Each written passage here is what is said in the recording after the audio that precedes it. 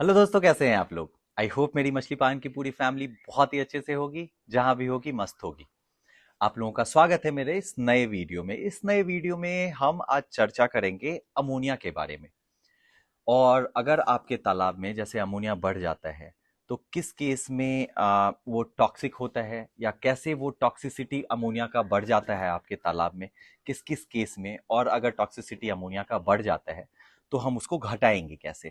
तो इसी बारे में आज डिटेल चर्चा करेंगे इस वीडियो में, तो बने रहिए मेरे साथ वीडियो के लास्ट तक। तो धन्यवाद। दोस्तों, पहले ये समझ लेते हैं कि अमोनिया होता क्या है और ये कहाँ से आता है आपके तालाब में। राइट, ये समझना बहुत जरूरी है कि एक्चुअली ये गैस आता कहाँ से है आपके तालाब में। तो बेसिकली अमोनिया जो होता है ना, ये एक गैस होता है। ये तो आप सब लोग जानते होंगे। जैसे फॉर एग्जाम्पल आप लोगों ने देखा होगा अपने गली मोहल्ले में, जब किसी नाले की सफाई हो रही है या किसी ड्रेनेज की सफाई हो रही है, तो उस टाइम वो बहुत ही भीनी भीनी सा स्मेल आता है, बहुत ही गंदा सा स्मेल आता है। आप लोगों ने ये नोटिस किया होगा। तो बेसिकली वो अमोनिया ही होता है। वहां पे भी नाले में या ड्रेनेज में कुछ ना कुछ सड़ता रहता है, उसमें हर एक जगह का गंदा पानी जाता रहता है, तो वहां से वो अमोनिया जनरेट होता है। तो अमोनिया बेसिकली वही गैस होता है जो जब आपके तालाब में होता है तो वो आपके पानी में फैल जाता है। अब वो तालाब में आता कहाँ से है, मेन इसका सोर्स क्या होता है अमोनिया का, ये जानना भी बहुत इंपॉर्टेंट है। तो बेसिकली अमोनिया का मेन सोर्स जो होता है ना, वो होता है आपके तालाब में जो नीचे जमा हुआ कुछ ऑर्गेनिक लोड होता है, वो होता है। अब वो ऑर्गेनिक लोड कैसे आता है आपके तालाब में, तो बेसिकली आपकी मछलियां जो जो उनका एक्सक्रीटा होता है, या आप जो बोल सकते हो उनका जो सूसू पॉटी होता है, वो कहीं ना कहीं जाके आपके तालाब में जमा होता रहता है। राइट। फिर आप जो अपने मछलियों को खाना देते हो, फीड देते हो, एक चीज आप समझ में रखो कि आप जितना हाई प्रोटीन फीड दोगे, और अगर कुछ अनईटन फीड या जो मछलियां नहीं खाती है फीड, और वो अगर तालाब के तली में जाके बैठेगा, तो वो जितना ज्यादा प्रोटीन उसमें होगा वो उतना ही अमोनिया गैस ज्यादा रिलीज करेगा। राइट।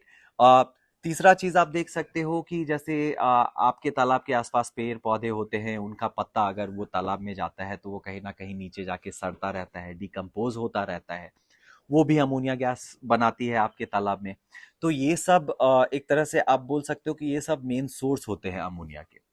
इसके अलावा ये जो पानी का पैरामीटर होता है ना दोस्तों, मैं जो बार बार कहता हूं कि हर एक फार्मर को अपने पास एक पैरामीटर टेस्ट करने के लिए, पानी का पैरामीटर टेस्ट करने के लिए किट जरूर होना चाहिए। चाहे आप छोटे लेवल के फार्मर हो, चाहे आप बड़े लेवल के फार्मर हो। आप ये समझो कि अमोनिया या कोई भी गैस, चाहे नाइट्राइट या नाइट्रेट, कोई भी गैस अचानक से आपके तालाब में नहीं बनता है। कभी भी अचानक से नहीं बनता है। वो टाइम लेके बनता है। और अगर आप टाइम टू टाइम आप अपने पानी का पैरामीटर चेक नहीं करते हो, तब आप अचानक से पाते हो कि मेरा अमोनिया भाग गया है, मेरा अमोनिया 1 ppm हो गया है, 2 ppm हो गया है, 8 ppm हो गया है। उस टाइम पे आपको प्रॉब्लम आता है। तो जब आप कभी भी मछली फार्मिंग कर रहे हो, चाहे आप छोटे लेवल के फार्मर हो, बड़े लेवल के फार्मर हो, आपके पास, इसीलिए मैं सजेस्ट करता हूं, टेस्टिंग किट हमेशा होना चाहिए। हर 7 दिन पे आप अपने पानी को टेस्ट कीजिए ही कीजिए। अमोनिया चेक कर लीजिए कितना है, भाग तो नहीं रहा है। राइट। अगर घट रहा है, सॉरी, अगर भाग रहा है, ऊपर भाग रहा है, तो फिर उसका कैसे उपचार करेंगे, तो ये भी समझना है। राइट। इसीलिए आपको टाइम टू टाइम अपने पानी को चेक करते रहोगे, तो आपको ये अचानक से अमोनिया हाई राइज का आपको प्रॉब्लम नहीं आएगा। तो बेसिकली ये अमोनिया के ऊपर जाने में ना दोस्तों, दो फैक्टर बहुत बड़ा काम करता है। एक होता है पानी का पीएच, और एक होता है पानी का टेम्परेचर। आप देखोगे कि अगर पानी का पीएच और टेम्परेचर दोनों हाई है, तो आपके तालाब में अमोनिया आपको चेक करना ही चाहिए। उस टाइम पे आपको अमोनिया हाई मिलेगा ही मिलेगा। ये हम समझ गए। अब पीएच क्यों वैरी करता है?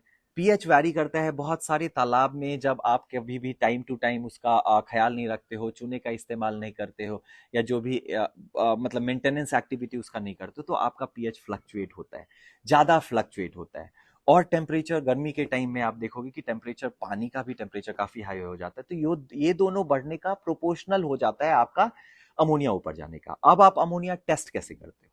अमोनिया टेस्ट आप जब करते हो तो टेस्टिंग किट से करते हो, तो आप टैन नापते हो, टोटल अमोनिया नाइट्रोजन नापते हो। तो टोटल अमोनिया नाइट्रोजन जो होता है ना, उसमें दो पार्ट होता है दोस्तों। पहला होता है NH3, दूसरा होता है NH4। एक आयनाइज्ड अमोनिया होता है, एक अनआयनाइज्ड अमोनिया होता है। अनआयनाइज्ड अमोनिया जो होता है NH3, ये बेसिकली प्रॉब्लमेटिक है आपके मछलियों के लिए। तो बेसिकली आप जब टैन नापते हो तो आप अनआयनाइज्ड अमोनिया कितना है वो नापते हो। अगर लेट अस सपोज आपको ये भी बता दूं कि आप कैसे समझोगे कि 2 ppm अमोनिया आया है, तो कितना अमोनिया आपके पानी में है। तो ये सिंपल सा आप इसका फंडा ये समझ लो कि 1000 लीटर में आपका, अगर मान के चलो 1 ppm आपका रीडिंग आता है, तो ये समझ लो कि जितना 1000 लीटर पानी है आपके टैंक में चाहे आपके पॉन्ड में, उतना ग्राम आपको अमोनिया है। जैसे 22,000 लीटर का टैंक है और आपको उसमें 1 ppm अमोनिया आ रहा है, इसका मतलब वो 22 ग्राम आपका अमोनिया है उसमें।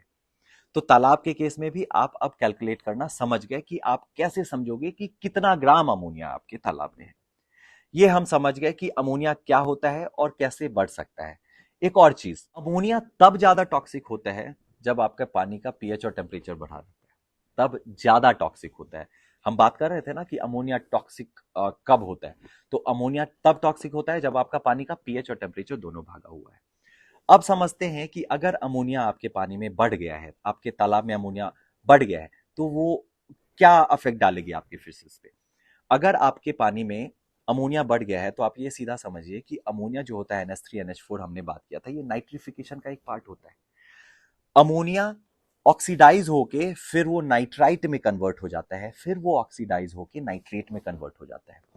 NH3 + NH4 ऑक्सीडाइज होके NO2 बन जाता है, जिसको आप नाइट्राइट बोलते हो।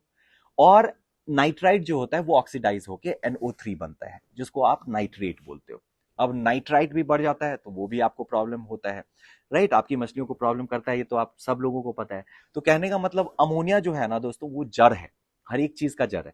तो अगर आपके पानी में आप देखोगे कि अमोनिया बढ़ गया है, तो आपकी मछलियां ना काफी असंतुलन में आपको नजर आएगी।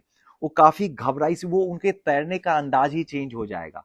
लेट अस सपोज आप पानी डाल रहे हो, नया फ्रेश पानी अगर आप अपने तालाब में डाल रहे हो, आप वहां पे देखोगे मछलियां आके कूदेंगी और उसके वो पलट जाएंगी। क्या होता है कि उनका गिल्स चोक होने लगता है, उनका गल्फर चोक होने लगता है। वो जो आपने देखा होगा किसी भी मछली जिसका गल्फर होता है, उसमें वो झिल्ली टाइप का होता है गल्फरों में, गिल्स में। वो झिल्ली को डैमेज करने लगता है आपका अमोनिया, अगर अमोनिया ज्यादा रहता है। तो इसीलिए जितना जल्दी अमोनिया आपके पानी में आप चेक करते रहे, अगर अमोनिया बढ़ जाता है तो उसको तुरंत घटाने का कोशिश करें। अब घटाएंगे कैसे अमोनिया।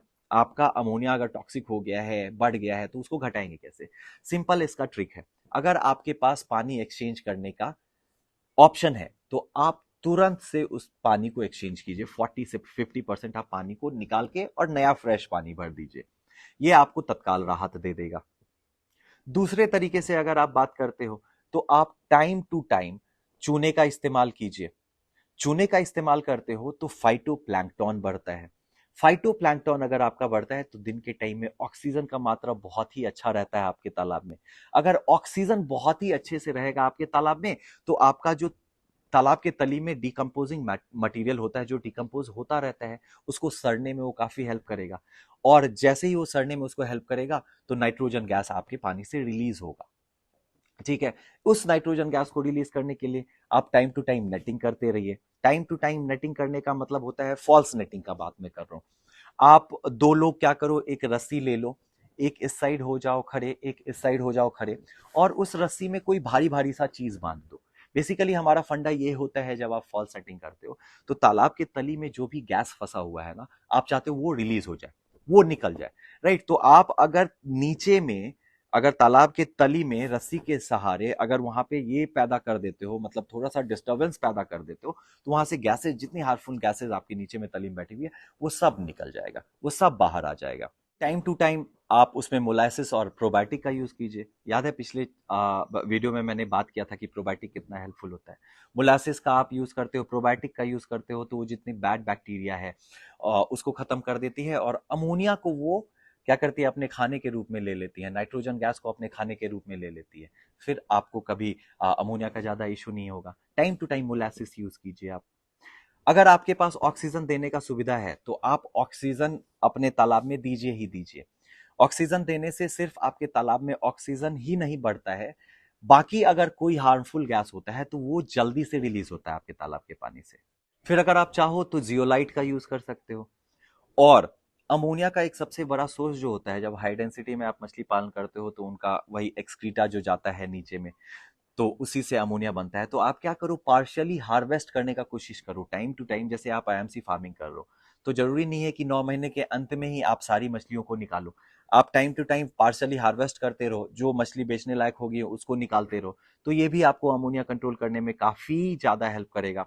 फिर आप वेस्ट डिकम्पोजर का यूज कर सकते हो। वेस्ट डिकम्पोजर जो होता है, वो आपके तालाब में तली में बैठा हुआ जितना भी ऑर्गेनिक मैटर होता है, उसको जल्दी से डिकम्पोज करने में हेल्प होता है। तो वो अगर जल्दी से डिकम्पोज होगा तो वो अमोनिया बनाने, मतलब नहीं बना पाएगा उतना। तो वो आपको वहां पे हेल्प कर, मतलब करेगा।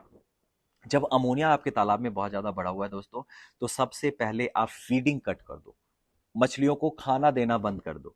इसके पीछे फंडा ये है कि अगर आपके तालाब में अमोनिया बढ़ा हुआ, तो वैसे ही उनका सूसू पॉटी जा रहा है, वैसे ही आपका अमोनिया बढ़ रहा है।